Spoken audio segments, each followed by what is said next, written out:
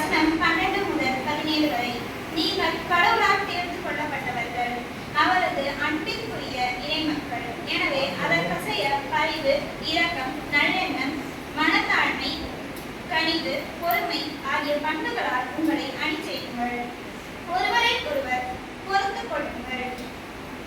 ஒருவரை பற்றி ஒருவருக்கு ஏதாவது முறையீடு இருந்தால் மன்னியுங்கள். ஆண்டவர் உங்களை மன்னித்தது போல நீங்களும் மன்னிக்க வேண்டும்.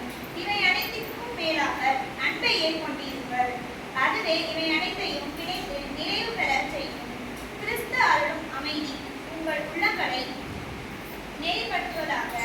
இவ்வமைதிக்கென்று நீங்கள் ஒரே உடலின் உறுப்புகளாக இருக்க அழைக்கப்பட்டீர்கள். நன்றியுள்ளவர்களாய் இருங்கள். கிறிஸ்துவை பற்றிய நற்செய்தி உங்களுள் நிறைவாக குடிக்கொள்வதாக. முழு ஞானத்தோடு ஒருவருக்கொருவர் கற்பித்து அறிவுரை கூறுங்கள். திருப்பாடல்களையும் புகழ்பாக்களையும் ஆவிக்குரிய பாடல்களையும் நன்றியோடு உளமாற பாடி கடவுளை போற்றுங்கள். எதை சொன்னாலும் எதை செய்தாலும் அனைத்தையும் ஆண்டவர் இயேசுவின் பெயரால் செய்து அவர் வழியாய் தந்தையார் கடவுளுக்கு நன்றி செலுத்துங்கள். இது ஆண்டவர்